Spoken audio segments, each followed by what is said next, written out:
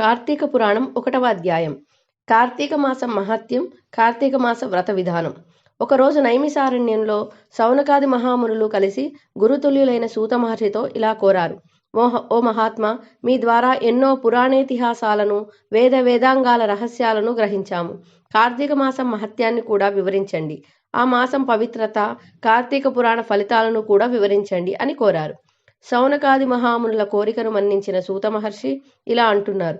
ఓ మునిపొంగవులారా, ఒకప్పుడు ఇదే కోరికను త్రిలోక సంచారి అయిన నారద మహాముని బ్రహ్మదేవుడిని కోరారు. అప్పుడు బ్రహ్మదేవుడు అతనికి ఈ పురాణ విశేషాలను వివరించారు. అదే సమయంలో లక్ష్మీదేవికి శ్రీ మహావిష్ణువు, పార్వతీదేవికి పరమశివుడు ఈ పురాణాన్ని వివరించారు. అలాంటి పరమ పవిత్రమైన పురాణాన్ని మీకు వివరిస్తాను. ఈ కథను వినడం వల్ల మానవులకు ధర్మార్థాలు ప్రాప్తిస్తాయి.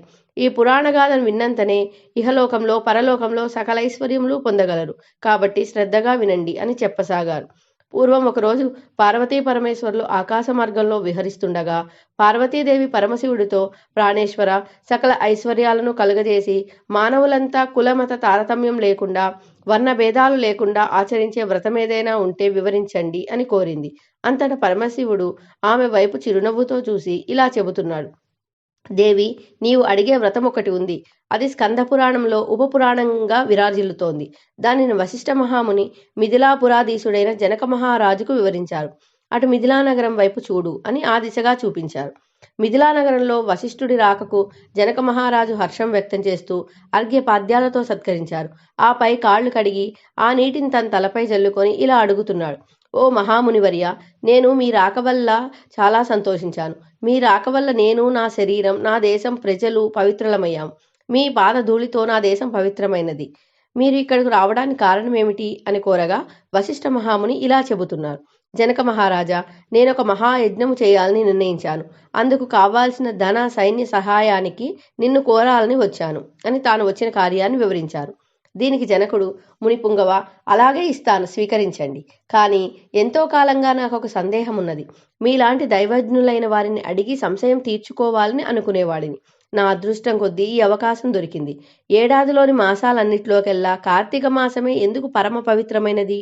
ఈ నెల గొప్పదనం ఏమిటి? కార్తీక మహత్యాన్ని నాకు వివరిస్తారా అని ప్రార్థించారు. వశిష్ఠ మహాముని చిరునవ్వు నవ్వి, రాజా, తప్పక నీ సందేహాన్ని తీర్చగలను.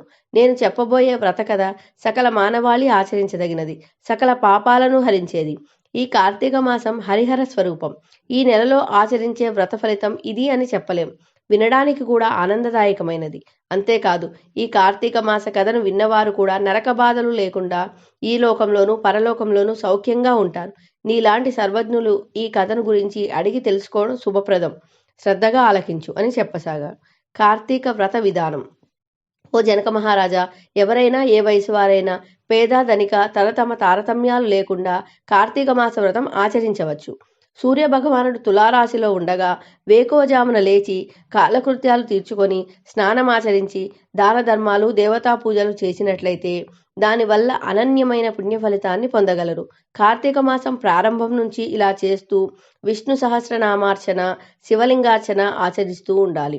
ముందుగా కార్తీక మాసానికి అధిదేవత అయిన దామోదరుడికి నమస్కారం చేయాలి.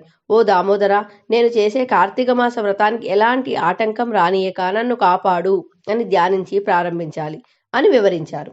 వ్రత విధానం గురించి చెబుతూ, ఓ రాజా, ఈ వ్రతాన్ని ఆచరించే రోజుల్లో సూర్యోదయానికి ముందే నిద్రలేచి కాలకృత్యాలు తీర్చుకొని నదికి పోయి స్నానమాచరించి గంగకు, శ్రీమన్నారాయణునకు, పరమేశ్వరునకు, భైరవునకు నమస్కరించి సంకల్పం చేసుకోవాలి. ఆ తర్వాత నీటిలో మునిగి సూర్యభగవానుడికి అర్ఘ్యపాద్యాలను సమర్పించి పితృదేవతలకు క్రమ ప్రకారంగా తర్పణాలు చేయాలి. గట్టుపై 3 దోసిళ్ల నీరు పోయాలి. ఈ కార్తీక మాసంలో పుణ్య నదులైన గంగా, గోదావరి, కృష్ణ, కావేరి, తుంగభద్ర, యమున తదితర నదుల్లో ఏ ఒక్క నదిలోనైనా స్నానం చేసినట్లయితే గొప్ప ఫలితం లభిస్తుంది.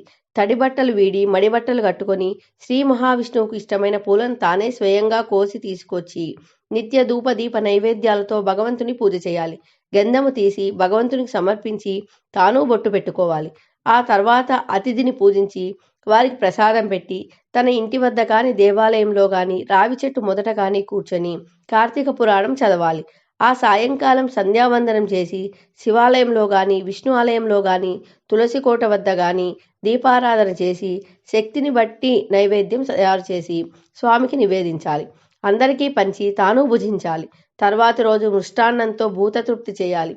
ఈ విధంగా వ్రతం చేసిన మహిళలు, మగవారు గత జన్మలో చేసిన పాపాలు, ప్రస్తుత జన్మలో చేసిన పాపాలను పోగొట్టుకొని మోక్షాన్ని పొందుతారు. ఈ వ్రతం చేయడానికి అవకాశం లేని వారు, వీలు పడని వారు వ్రతాన్ని చూసినా, వ్రతం చేసిన వారికి నమస్కరించినా వారికి కూడా సమాన ఫలితం వస్తుంది. ఇది స్కాంద పురాణంలోని వశిష్ఠ మహాముని చెప్పిన కార్తీక మహత్యంలోని మొదటి అధ్యాయం సమాప్తం.